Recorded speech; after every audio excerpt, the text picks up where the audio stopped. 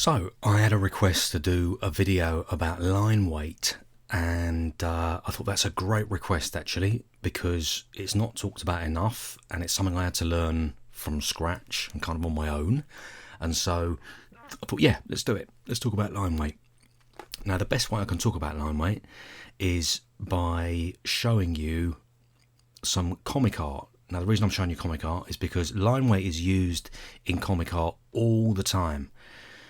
Comic artists and illustrators are very, very au fait with the concepts of line weight. Now, I'm going to show you a page. This is an old cover from 1979 by Brian Bolland, one of the finest comic illustrators.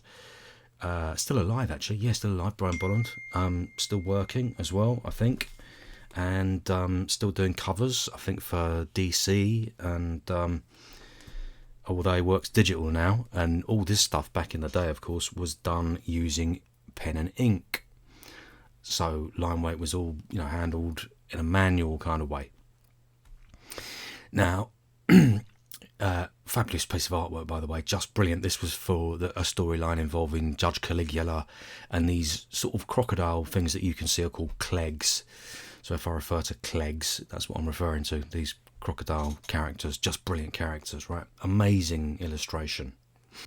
Now, there's a general rule when using line weight, and the general rule is this, and it is only a general rule, but it works. So if you want like general rule line weight 101, it's this: the further towards the viewer the object is, the fatter the line weight can become. And by the line weight, I'm talking about like the exterior line weight around the object or character. That's the general rule. You'll see what I mean as we go on. So if we look at the 2000 AD logo at the top here, you see that outlining it is a fat black line, which brings the whole thing to prominence. It brings it towards us. And even though what he's done there, the logo itself is in perspective, it sort of, drifts away from us into the distance there. But the fat black line around it makes it pop. That's the expression we use in graph all the time. You'll have heard that before. Make it pop. Now, if you look at the lines used inside the actual piece, let's refer to it as a piece. And the reason I'm looking at this first of all is because this is the nearest to what we do. It's typography, essentially. So it's the nearest to what we do before I get into the illustration of the characters and stuff. So on the inside, you can use all kinds of variation of line, much thinner. You notice in the 3D uses a sort of graded line weight in there, and the interior lines are much thinner, but the exterior line is nice and thick, and that makes it pop. That's a great sort of rule of thumb for you. Okay, moving on to the figures. Look at the barrel of this gun. The barrel of this gun is the closest thing to the camera, closest thing to the viewer, i.e. us. And that is the fattest line weight you'll see on the whole illustration, because it's the one closest to us. It can be really fat, that one.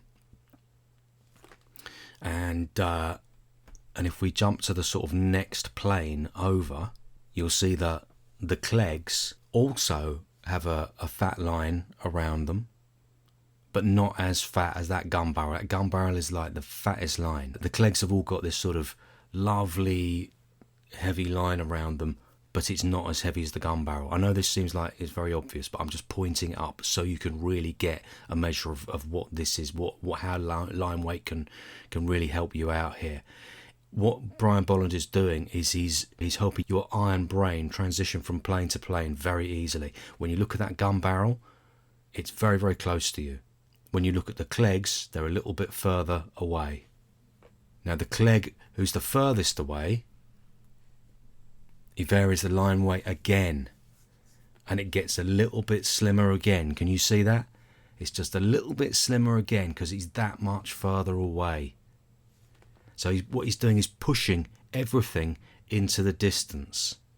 It seems such a simple technique, but the amount of times that I've seen people make the mistake of doing a fat line around everything, and by the way, I have done it as well, just putting a fat black line around the whole lot, and what it does is it can really flatten your image, can flatten it completely. It's like key lines on characters. This is a slight aside now, but I'm just going to mention it anyway. If you put key lines around characters on graffiti pieces, it can flatten them completely.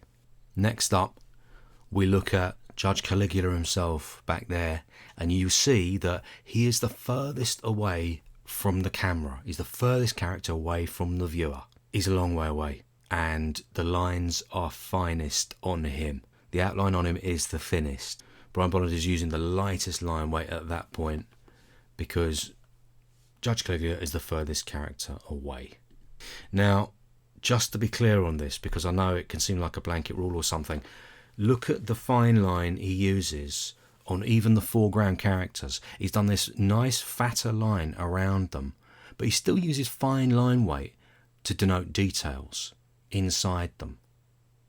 You can go as fine as you like on the details inside those characters, but their outlines must stay congruently fat to where they sit in space, what plane they sit on.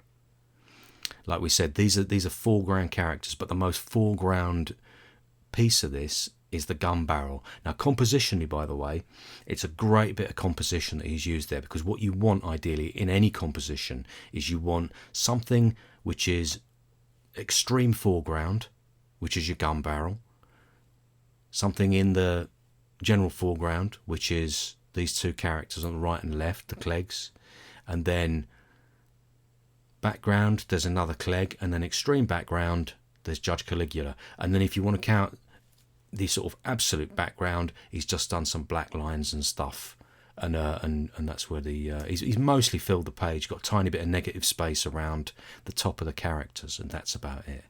But yeah, fine detailing with very light line weight and sometimes heavy line weight for the blacks and on the characters. That too works beautifully well. So how does this apply to graph? Well, I want to show you something. First of all, I want to show you a piece from 1987 by Urge.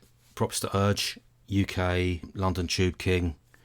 And if you look at this piece, it is a classic from 1987. Now, I could tell this was from 87 before I even looked at the date, and that is because the style is so recognisable and the technique is as well. Look at how fine his lines are on on all of it, but on this letter at the end particularly. Look how fine, how thin the lines are. We were obsessed with thin lines in 87. Absolutely obsessed with them. It was all about how thin you could make your lines. And Urge was a master with the can by this point and could make very, very fine lines. So he could paint these pieces like this with beautiful fine lines. Hugely enviable. Let's jump forward to a year later and we see this. This is just a year later. This is how quick UK graph moved on, because obviously we had the bedrock of New York graph to give us all that head start. So by 88 you've got a much fatter line, because we've sort of recognised the need, and Urge certainly has recognised the need to lift the piece, make it pop more, and have it make more of an impact with a heavier outline on it. Now, if you look at them highlights on it, they are still super skinny lightweight. All these little highlights, his shines and stuff, they're really, really tight lines, beautiful little highlights and shines that are like blades, super fine, razor sharp. And that contrasted with the heavy weight of the outline, the exterior outline. Lovely contrast. Really nice balance in line weights there. Now I want to flip through pretty much to present day. So this is a long time afterwards. Obviously, this is what Urge is painting today. Interesting, right? You see that over the years as an artist, he's developed to the point where he understands line weight so much that he just knows the weight of the line that will carry the best, that will make the most impact on the wall.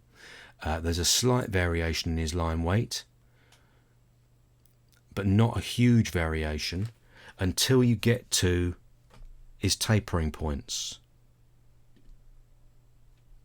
which are here. There are some more, but I just highlighted these ones to show you. So what he does, he has a very uniform line weight all around his outline, but he uses these sort of tapering points as a contrast to his other lines. So he uses a nice medium fat line all around his letters, and then he uses these tapering points, these little sharp points inside the piece, and it is very aesthetically pleasing to the eye. It's a good tip. It's something I do as well. It's a lot of graph writers do it, to be honest. It's a really lovely technique to use these sort of tapered fine points. Some graph writers do the opposite, actually. I'm trying to think of somebody like Rico. He does the opposite. He sort of blows out the ends rather than tapers them. He goes the opposite direction. There are writers who do the opposite to what you're seeing now. They blow out the lines, but that's what they're still doing, is they're varying. They're giving you a variation of line weight. What you want to avoid generally is a uniformity of line weight. You don't want to keep your line weight all the same, because it doesn't offer the eye and the brain enough variation to maintain your interest. You want to change it up a little bit. So rather than waffle on, I'm going to leave it right there. And if you need me to elaborate on any of this, you can always ask me in the comments. But I hope you enjoyed that, guys, and I'll be back soon with some more.